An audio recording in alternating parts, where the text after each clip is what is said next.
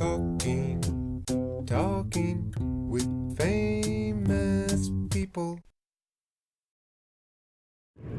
Host Eric here. Welcome back to Host Eric's 5-minute videos here on Talking with Famous People. If you're not aware, I'm on my way to the mountains and I'm doing a series of 5-minute videos each on a single subject. The subject this time is going to be a quick overview of some of the issues related to economic sanctions.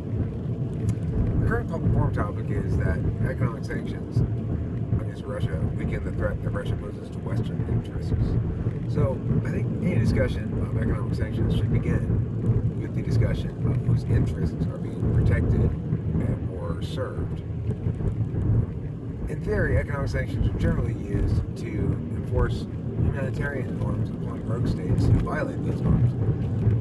Specifically, if you are a country like North Korea, and you give your people no liberty at all, and you starve them and stuff like that, treat them like slaves, then you're going to get economic sanctions against you on the notion that your country doesn't deserve to do business with our country because you act like dicks.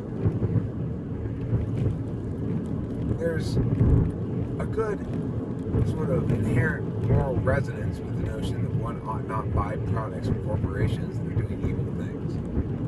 For example, when I was in college at UC Santa Cruz way back in 1990, 1991, there was a huge movement to boycott products that sold their corporations that sold their products in South Africa, which still had apartheid at the time.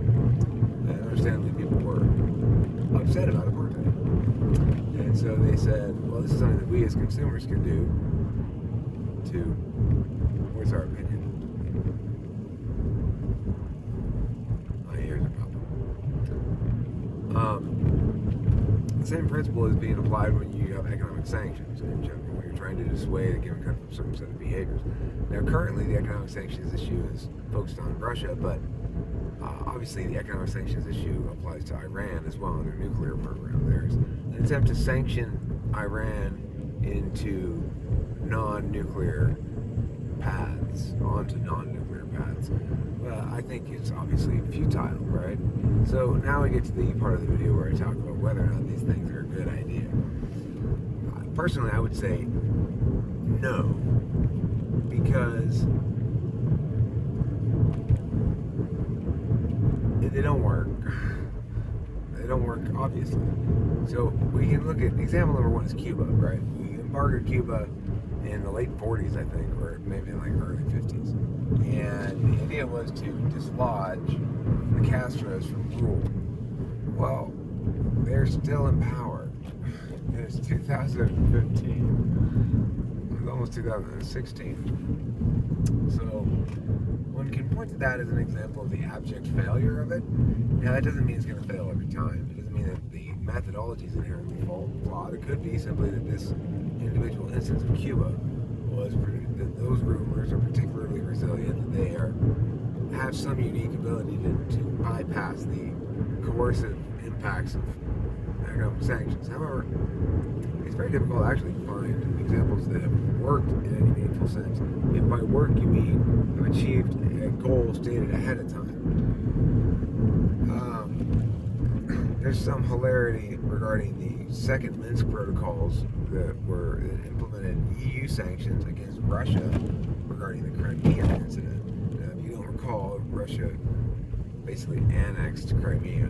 They went into Ukraine and took over Crimea, which had a largely Russian population and was very sympathetic to Russian rule, so it made it a lot easier. You know, it's a lot more plausible to take over a part that would like to have you take it over than it is to take over a part that doesn't want to have you take it over. And on some level, you can understand it better, right? There's not an inherent reason beyond the consent of the governed why a nation ought to have sovereignty over a given part of land. Anyhow, regardless, those Minsk protocols too, well, by the time did they work? Well, Russia stopped doing the thing that they were being accused of doing, but they had nothing further to do. And they're still fucking around with other shit. So, obviously it's not dissuading them from anything real. And yet, this protocol, people might be able to say, like, well, look, this is an example of economic sanctions working, but it's not. So anyway, that's 5 minutes, and I say no economic sanctions. It just hurts the random people, it doesn't hurt the rulers. Talking with famous people.